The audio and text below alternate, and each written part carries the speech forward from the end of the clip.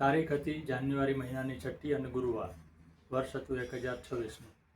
એટલે બરાબર આજથી 1000 વર્ષ પહેલાં સોમનાથ મંદિર ઉપર મોહમ્મદ ગઝનીએ હુમલો કર્યો હતો. મધ્ય એશિયામાં આજે અફઘાનિસ્તાન છે ત્યાં ગઝની નામનું શહેર છે. એનો સુલતાન એટલે કે મહમૂદ એ હુમલો કરનારો હતો. ભારતના ઇતિહાસની જે મહત્વપૂર્ણ ઘટનાઓ છે એમાં ઈસવીસન 1026માં થયેલો હુમલો મહત્વનું સ્થાન ધરાવે છે. આપણે એ સમજવાનો પ્રયાસ કરીએ કે 1000 વર્ષ પહેલાં કયા એવા સંજોગો સર્જાયા જેનાથી ગઝનીનો મહમૂદ એટલે કે ગઝનીનો સુલતાન સોમનાથ સુધી 1500 કિલોમીટર દૂર સુધી ખેંચાયો. ગઝની નગરનું નામ છે અને ત્યાં જે રાજ કરતો હતો સુલતાન એટલે મહમૂદ એટલે મહમૂદ ઓફ ગઝની.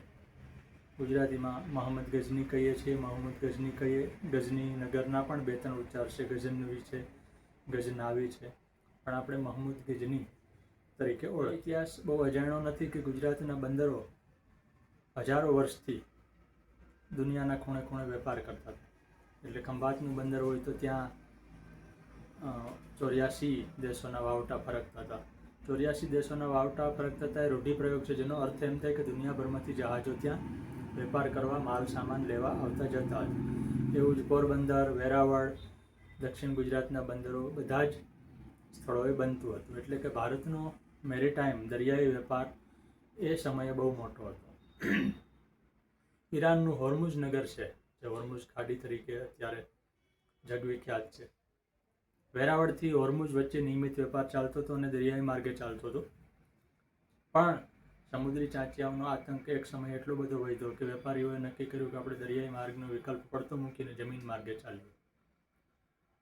તો નકશામાં જોઈએ ગુજરાતથી ઉત્તરમાં જવું પડે અને ગુજરાતથી ઉત્તરમાં જઈએ તો રાજસ્થાનમાં થરનું રણ છે, દુનિયાનું 9મા નંબરનું મોટું રણ. હવે રણ પાર ન કરવું હોય તો આમ ફરીને જવું પડે. ફરીને જવામાં રસ્તામાં જે કેટલાક સ્થળો આવે એમાં ગઝની નગર મહત્વનું હતું. એટલે 1026ની સાલ પહેલાંના સમયમાં વેપારીઓ વેરાવળથી ગઝની, ગઝનીથી હોર્મુઝ જવા લાગ્યા. અહીંના વેપારીઓ ત્યાં જતા થયા, ત્યાંના સોદાગરો અહીંયા આવતા થયા. એટલે સ્વાભાવિક રીતે સંવાદ સંધાયો અને ખબર પડવા માંડી કે સૌરાષ્ટ્રમાં સોમનાથ નામનું એક મંદિર છે. 998માં સત્તા પર આવેલા ગઝનીના મહમૂદને એના વઝીર મયમંદીએ જાણકારી આપી કે સૌરાષ્ટ્ર કાંઠે સોમનાથ, એ સોમનાથ ઉચ્ચાર કરતો હશે, કારણ કે શંભુપ્રસાદ દેસાઈ એના પુસ્તકમાં સોમનાથ એવું લખ્યું છે કે સોમનાથ નામનું ભવ્ય મંદિર છે અને આપણે મુસ્લિમોને જેમ મક્કાનું મહત્વ છે એમ હિન્દુઓને સોમનાથનું મહત્વ છે. જો એ મંદિરને લૂંટવામાં ન આવે તો તારી કીર્તિ છે એને ઝાંખપ લાગશે. એટલે મોહમ્મદ ગઝની માટે એટલી માહિતી પૂરતી હતી. એણે સોમનાથને લૂંટફાટની તૈયારી શરૂ કરી દીધી. સોમનાથ મંદિર છે પ્રભાસ ક્ષેત્રમાં આવેલો. તો પ્રભાસ ક્ષેત્ર છે એ બધા જ પુરાણોમાં સ્થાન ધરાવતું આવ્યું છે. સ્કંદ પુરાણમાં પણ એનો ઉલ્લેખ છે. એટલે કે હજારો વર્ષ જૂનો એનો ઇતિહાસ છે. એમાં લગભગ 250થી વધારે મંદિરો હતા.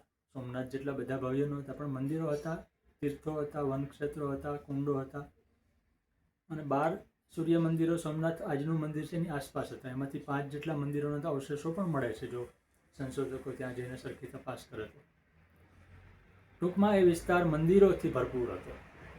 તો પ્રાચીન સમયમાં મંદિરો છે માત્ર ધાર્મિક સ્થળો નહોતા, એ સમયની બેંકો હતી. રાજાઓ, ધનવાનો પોતાની સંપત્તિ મંદિરમાં મૂકતા, કારણ કે મંદિરમાં સૌથી વધુ સલામત રહેતી.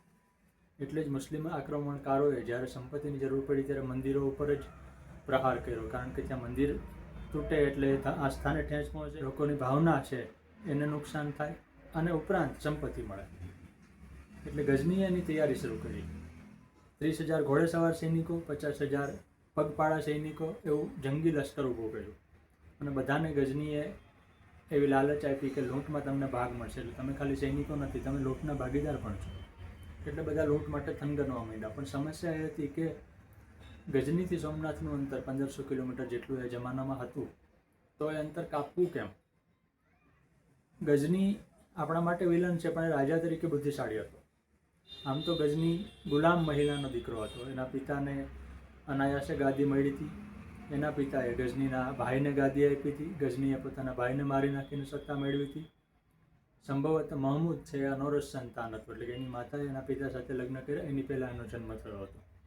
તો શંભુ પ્રસાદ દેસાઈ અને બીજા ઇતિહાસકારોએ પોતાના પુસ્તકોમાં લખ્યું છે.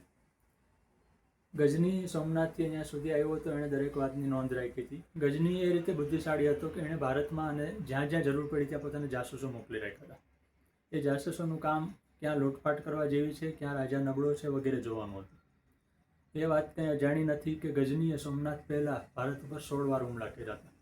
એવી જો કે માન્યતા છે કે 17 વાર હુમલા સોમનાથ ઉપર કર્યા હતા. ના, સોમનાથ ઉપર એક જ હુમલો કર્યો હતો. પણ એ જમાનાનું ભારત હતું. એના વિવિધ મંદિરો ઉપર, જેમ કે થાણેશ્વર અત્યારે હરિયાણામાં છે, એના ઉપર હુમલો કર્યો હતો અને બીજા ઘણા મંદિરોમાં લૂંટ ચલાવી. કેટલીક જગ્યાએ ગજનીને ખાલી હાથે પાછળ ફરવું પડ્યું હતું, કેટલીક જગ્યાએ હાર મળી. એટલે 16 હુમલા કર્યા તો દરેક હુમલામાં સફળતા મળી એવું નહોતું. પણ ગજની માટે એટલું નક્કી હતું કે આપણે હુમલા કરતા રહેવાનું. સફળતા ન મળે તો બીજી વાર કરવાનું, ત્રીજી વાર કરવાનું, ચોથી વાર કરવાનું. એમ 1026માં સોમનાથ આવવાનું નક્કી કર્યું ત્યારે ખબર પડી કે રસ્તામાં સિંધનું મોટું રણ આવશે.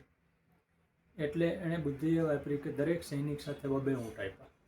એ ઊંટ ઉપર સીધું સામાન, પાણી વગેરે રાખવાનું, જેથી રસ્તામાં ક્યાંય મુશ્કેલી ન પડે. એ રીતે 1025ની સાલમાં એ ગજનીથી રવાના થયો અને જાન્યુઆરીના પ્રારંભે સોમનાથ પહોંચ્યો. સોમનાથ આવ્યો ત્યારે ગજનીએ જીવનમાં પહેલી વાર દરિયો, અફઘાનિસ્તાનના ઉત્તર છેડે આવેલા ગજનીમાં દૂર દૂર સુધી ક્યાંય દરિયો નથી. સોમનાથનું ભવ્ય મંદિર જોઈ અને ગજનીને એમ લાગ્યું કે અહીંયા સુધી આવવાની જે મહેનત કરી એ વસૂલ છે. આ મંદિર તો તોડવું જ જોઈએ, લૂંટવું જ જોઈએ. પણ એ સમય એવો હતો કે મંદિરોને કોઈ રક્ષણ કરવું પડે એવી કોઈ કલ્પના જ નહોતી. એટલે મંદિરો ફરતે કિલ્લા હોય એવો કંઈ ખ્યાલ નહોતો. મંદિરો ફરતે સામાન્ય દિવાલ હોય એવી દિવાલ હતી. ગજની માટે એ દિવાલ ઠેકવી કે તોડવી કંઈ અઘરી નહોતી. સ્થાનિક જે વેપારીઓ, બ્રાહ્મણો, હિન્દુ રહેવાસીઓ હતા, એણે પોતાનાથી થાય એવો પ્રતિકાર કર્યો. એ પ્રતિકાર ગજનીને ભારે પડે એમ હતો, કારણ કે એના સૈનિકોની મોટે પાયે કતલેઆમ થઈ, પીછેહટ પણ થઈ. પણ બીજા દિવસે શુક્રવારની નમાજ વખતે ગજનીએ બધાનો પાનો ચડાવ્યો અને કહ્યું કે અહીંયા આવીને જો મરશો તો શહીદ થશો, અને ખાલી હાથે આપણે ગજની જઈએ તો શરમથી મરી જશું. એટલે બીજા દિવસે હુમલો મોટે પાયે કર્યો અને શંભુપ્રસાદ દેસાઈએ લખ્યું છે કે હિન્દુ સ્ત્રી પુરુષોની લાશો ઉપરથી ગજની અને એના સૈનિકો મંદિરમાં પ્રવેશ્યા. શિવલિંગ છે ત્યારે પણ મોટું હતું. સોમનાથનું શિવલિંગ આજે મોટું છે, ત્યારે પણ મોટું હતું. એને ગદાના પ્રહારથી તોડી પાડ્યું. એના પથ્થરો પોતાની સાથે લીધા અને પછી ગજની નગરમાં મસ્જિદમાં અને રસ્તા ઉપર રસ્તાના બાંધકામમાં એનો ઉપયોગ કર્યો. સોમનાથથી એને કેટલા રત્નો, હીરા, મોતી મળ્યા એના જાત જાતના આંકડા છે. 5 કરોડથી માંડીને 21 કરોડ સુધીના આંકડાઓ આવે છે. આજે કોઈને 5 કરોડ મળે તો એ મોટી રકમ ગણાય, તો 1000 વર્ષ પહેલાં 5 કરોડ એ કેવડી મોટી રકમ હશે. ઓછામાં ઓછી એટલી લૂંટ ગજનીએ કરી હતી. સાંભરમાં વિસળદેવ ચૌહાણ, માળવામાં ભોજ પરમાર, પાટણમાં ભીમદેવ સોલંકી, એ બધાનું શાસન હતું. ગજનીના હુમલાથી એ લોકો હતપ્રત થયા અને એમ વિચાર્યું કે જો આને રોકીશું નહીં તો લડત નહીં આપણું તો ઇતિહાસમાં આપણું નામ બોળાશે. એટલે ત્રણેય પોતપોતાની રીતે ગજની સામે લડવાનું નક્કી કર્યું. પણ ભૂલ એ કરી કે પોતપોતાની રીતે સ્વતંત્ર લડવાનું નક્કી કર્યું. ભેગા થઈને ગજનીને રોક્યો હોત તો ગજની આગળ જઈ શકે એમ નહોતું. પોરબંદર પાસે ગંધાવીનો કિલ્લો છે, ત્યાં ભીમદેવનું રાજ હતું. એટલે ભીમના સૈનિકો ગજનીને રોકે પહેલાં જ ગજનીએ હુમલો કરી અને ભીમને ભાગવું પડે એવી સ્થિતિ સર્જી દીધી. ત્યાં પણ કતલેઆમ ચલાવી. ત્યાંથી આગળ વધ્યો સિંધમાં, તો કેટલાક રાજાઓએ એને નજરાણું પણ આપ્યું અને લડત ન કરવાનું પસંદ કર્યું. કેટલાક લોકોએ ઇસ્લામ અંગીકાર કરી લીધો. એટલે ગજની માટે ભારતમાં સંખ્યાબંધ રાજાઓ હોવા છતાં લૂંટ સરળ બની ગઈ, કારણ કે દરેક રાજા ભેગા થઈને લડવાને બદલે પોતાની રીતે લડવામાં માનતો હતો. બીજી મર્યાદા એ હતી કે કોઈ પાસે જાસૂસીનું એવું વ્યાપક નેટવર્ક નહોતું જે ગજની પાસે. એટલે એ રીતે 80 દિવસ ચાલીને આવ્યા પછી સોમનાથ મંદિરમાં લૂંટફાટ કરી, જે હીરા, માણિક, રત્નો મળ્યા એ બધા લઈ અને ગજની ફરતો ફરતો ફરીથી વતન જવા નીકળ્યો. રસ્તામાં નાના મોટી લડાઈઓ થઈ, પણ છેવટે એ ગજની નગરમાં પ્રવેશ્યો ત્યારે 50,000માંથી માંડ 2,000 સૈનિકો બચ્યા હતા. કેટલાક યુદ્ધમાં માર્યા ગયા હતા, કેટલાક રણની વિષમતાને કારણે અને લાંબી સફરને કારણે મૃત્યુ પામ્યા હતા. એટલે એક રીતે જોવા જઈએ તો ગજનીએ પોતાના 48,000 જેટલા સૈનિકોને ગુમાવી અને સોમનાથની લૂંટ કરી હતી. બીજી રીતે સોમનાથની લૂંટ એને બહુ ભારે પડી હતી, કારણ કે પાછળના વર્ષોમાં ગજની લગભગ બીમાર રહ્યો. એટલું જ નહીં, હતાશ પણ થઈ ગયો હતો અને ગુમસુમ રહેતો હતો, કારણ કે ગજની નગરમાં ગુલામો સિવાય કોઈ બચ્યું નહોતું. નગર પણ ખંડેર ઓછી કરે એવી ઘટના એ બની કે ઇસ્લામના ખલીફાઓએ ગઝનીનું મહમૂદનું સન્માન પણ બીમાર હાલતમાં 1030માં એનું મૃત્યુ થયું. એના 100 વર્ષ પછી ઘોરના અમીરોએ ગઝની ઉપર હુમલો કરીને એ નગરને ખંડેર કરી દીધું, જે રીતે મોહમ્મદ ગઝની જ્યાં જઈને ખંડેર કરતો હતો. એ અમીરોનો એક વારસદાર એટલે મોહમ્મદ ઘોરી, જે પણ ઇતિહાસનું કુખ્યાત પાત્ર છે.